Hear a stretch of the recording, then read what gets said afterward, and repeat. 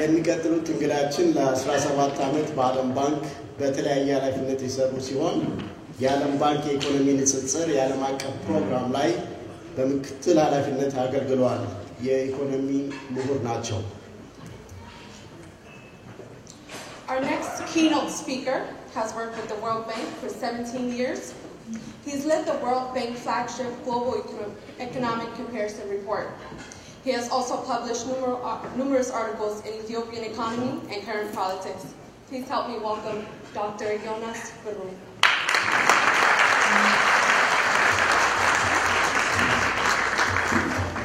Your Excellencies, distinguished guests, ladies and gentlemen, good evening and welcome. Let me start by congratulating Prime Minister Abiy for receiving the Nobel Peace Prize. It is the renewal of our image as a nation to see our leader removing Ethiopia from the pages of the Human Rights Watch and elevating her to the parchment of the Nobel Peace Prize. I wish to extend my sincere appreciation to the organizers of this event for the honor of delivering this keynote address at this very important gathering. The title that I was asked to speak on is Challenges, Successes, and Prospects of the Ethiopian Reform. It is a timely topic, considering the fact that the barrage of the international media that has been portraying Ethiopia as a country under siege.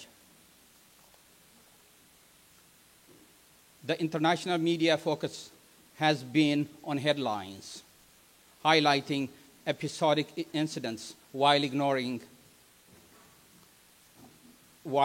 systemic and institutional progresses that the country has achieved over the last 21 years.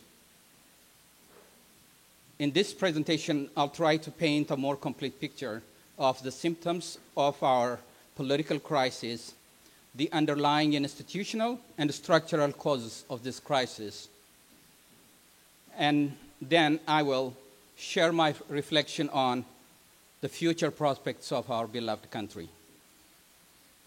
I would like to start with an animated graph to give you a general picture of the source of our structural problem. Now, if you can take it back to 1950. What you're seeing there is population. It starts from 1950. At the time, the bottom black square you're seeing is Ethiopia, Tanzania, Nigeria, and Congo. Our population was less than half of North America, less than half of Latin America.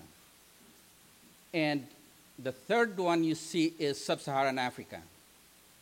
So if you can now start. And what you see now is, as time progresses from 1950 all the way to 2020, this is real data. From 2020, you would see to 2050, and then 2100. That is a projection by the United Nations. So this is where we are at 2020. Yeah, go ahead. You can see how fast Africa is growing. Now, the 4 African countries are more populated than North America, as well as Latin America. So this is 2050, a projection. Again, you see how fast Africa is catching up with Asia.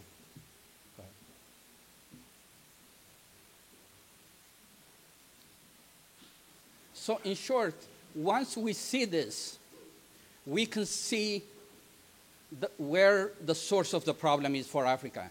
Until we address this issue, it doesn't matter whether we grow double digit for the next 20 years. If this is not resolved, our problem would continue.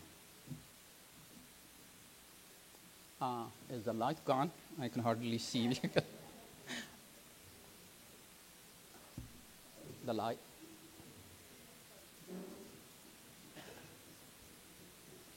Okay, thank you. Oh. Okay. Oh. So I will return to the population issue in a bit. But before we talk about the challenges and successes of the current reform, it's important to remember Prime Minister Abiy took office on the heels of widespread uprising that claimed hundreds of lives. Economic despair was deepening, and the political crisis was becoming graver by the day. Ethnic strife was increasingly engulfing the country. Over 1 million people were displaced from their homes. We must ask why ethnic conflict is rampant, nearly 30 years after the new constitution was formed to give ethnic rights. So the answer is simple. Our problem resides with our population explosion. Despite brutal crackdown by the government, the protests in 2016 and 2017 continued. The protesters proved resilient, and their call for change of government continued. As their numbers swelled and spread in towns small and large, the former government bowed out, leaving behind a nation gripped with political anxiety and mired in economic despair.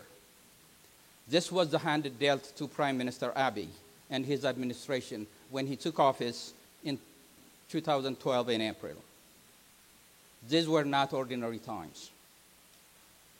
By the grace of God, the euphoria following the collapse of the previous government allowed us an extended and much-needed honeymoon period.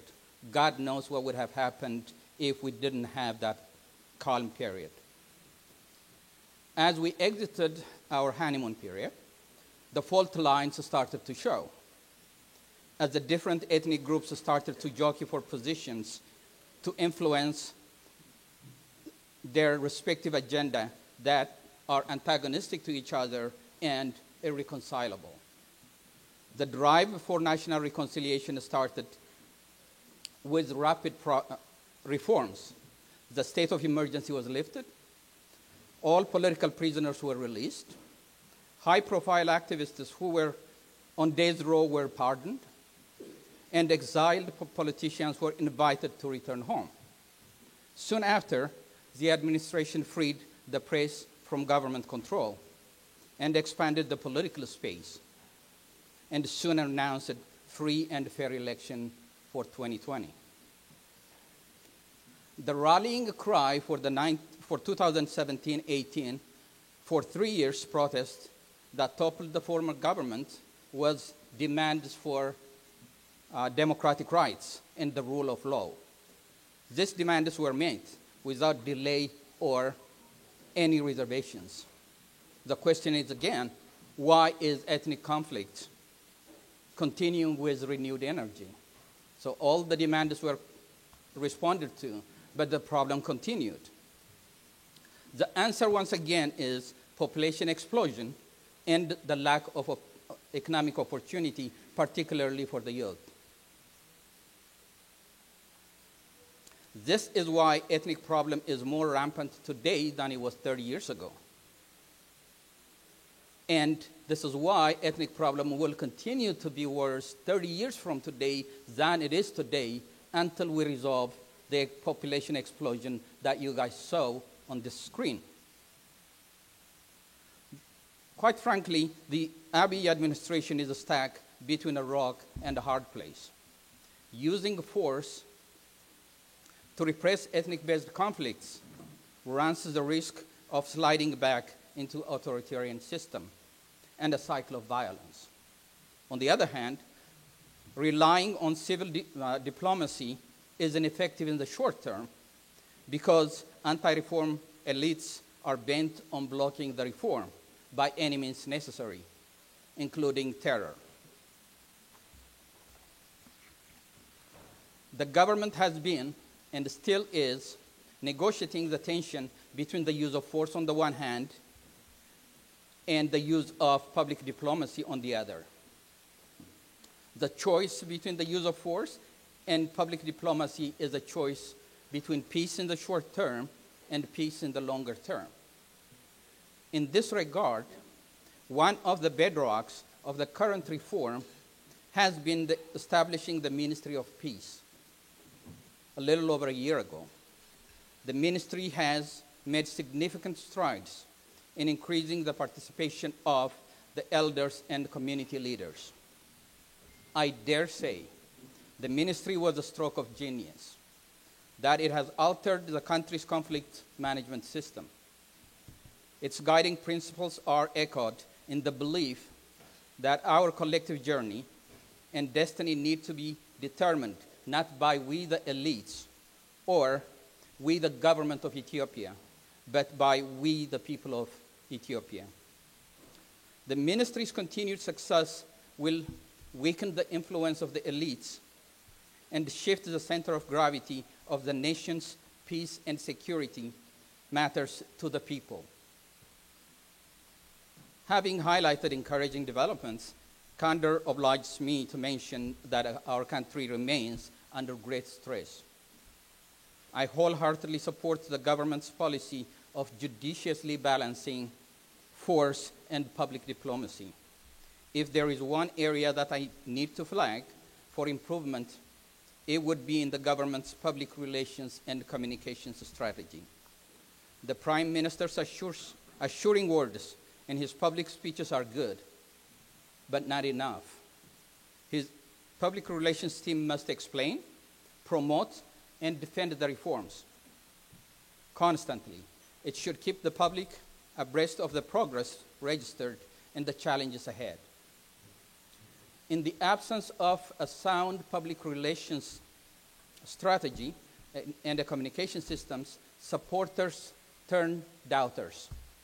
Doubters become critics, and critics join the ranks of detractors. We are seeing some, and the good thing is we still have time to reverse that. That is what I believe.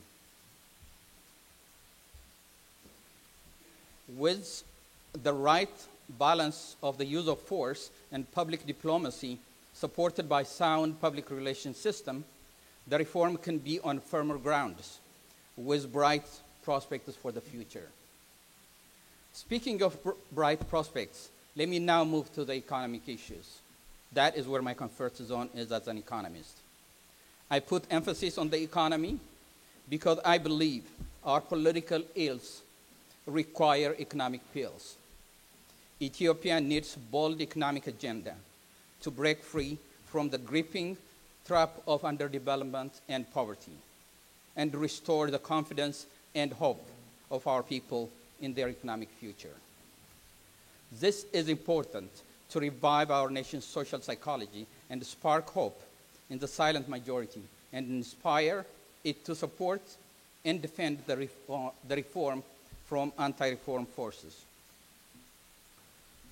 The ongoing economic reform represents a major undertaking.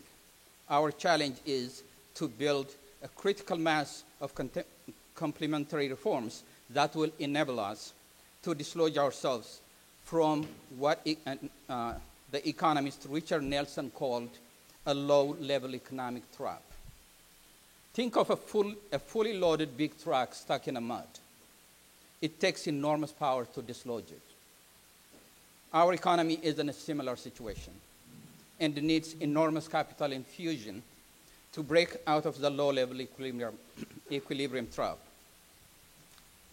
If Africa's development trajectory over the past half a century can serve as a prologue for our future, it should be evident that following piecemeal and sequel reforms will not do the job. The $9 billion international aid package Ethiopia is scheduled to receive is both generous and unprecedented. We should thank the Prime Minister Abiy's administration to make that possible, because I know for sure countries such as Ethiopia cannot get $9 billion if it was strictly based on the level of economy. So he must have done a lot of diplomacy to get that $9 billion. But my point is, the $9 billion is inadequate. If we are to have a decent chance of breaking free from the vicious cycle of underdevelopment and poverty, we need a Marshall Plan to control our population explosion and accelerate our economic growth. We need to mobilize much larger capital infusion in the order of $50 billion or more, which can be then used to leverage tens of billions of dollars from multilateral corporations.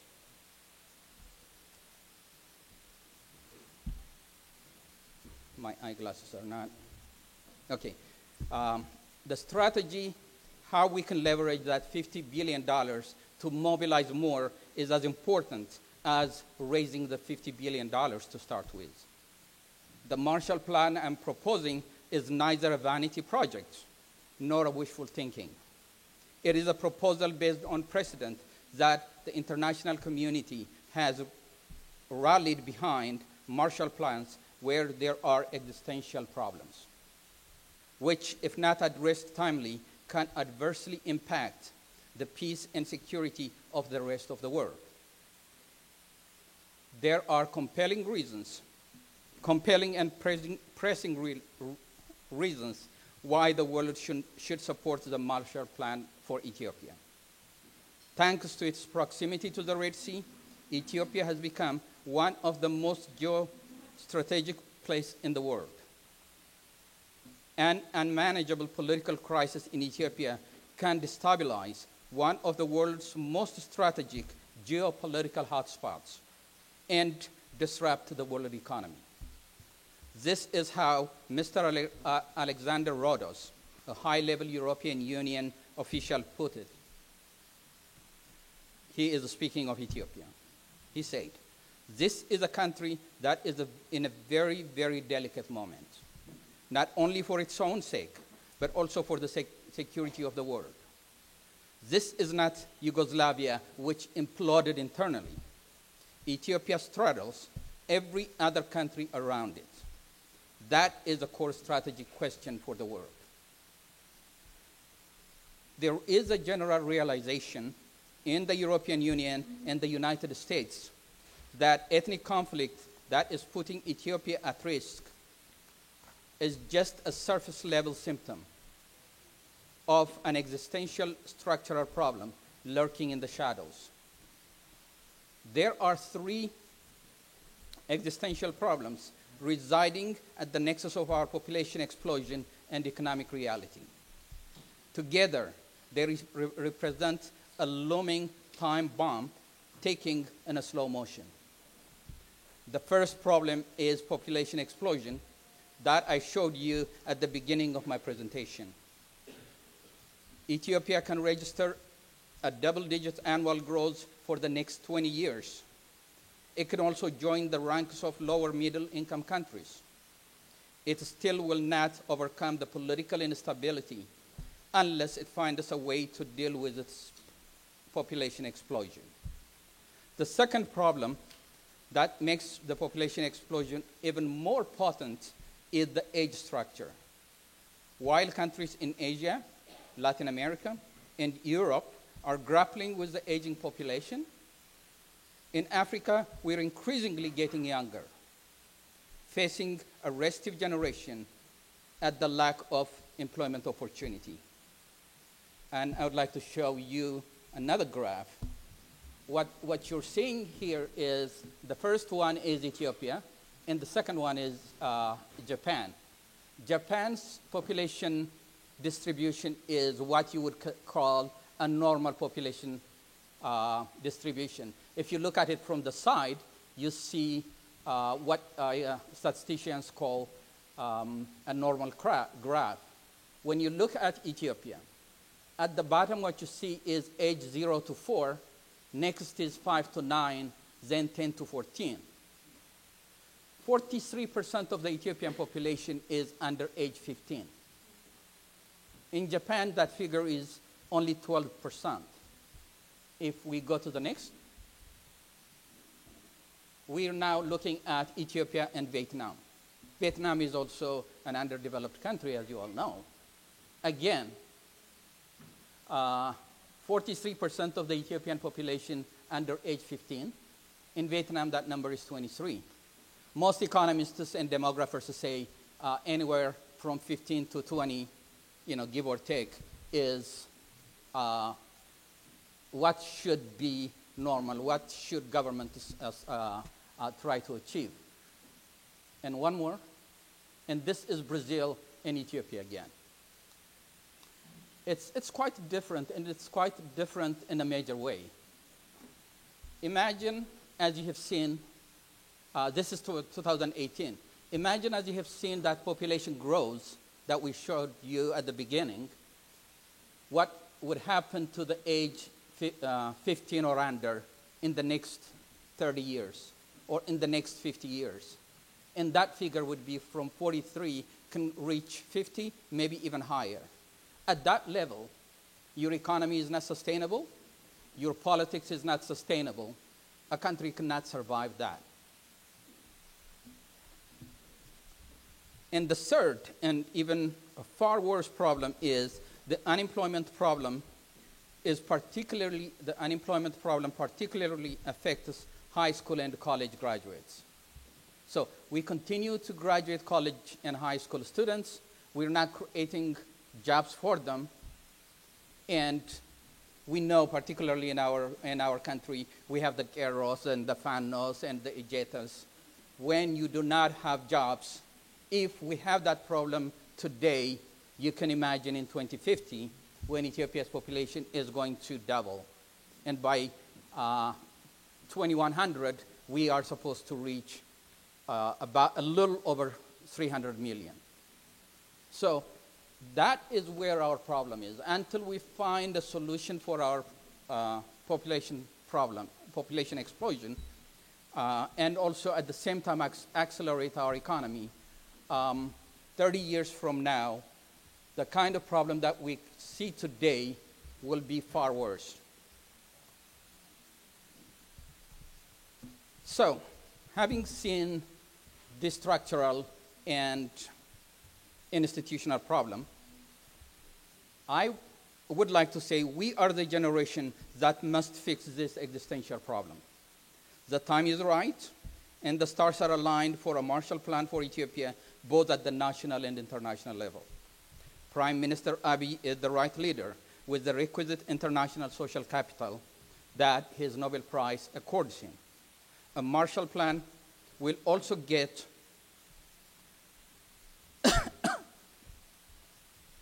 the Marshall Plan will also go well with his Prosperity Party, his vision and his strategy. Ethiopia today is when South Korea was in 1950. That found itself at the center of global concentric circle of strategic importance right after the Second World War. It successfully leveraged its strategic position, undertaking fundamental reforms to make itself home for large conglomerates. In 1960, Korea's GDP per capita was less than those of Ghana, Nigeria, Zambia, and Zimbabwe.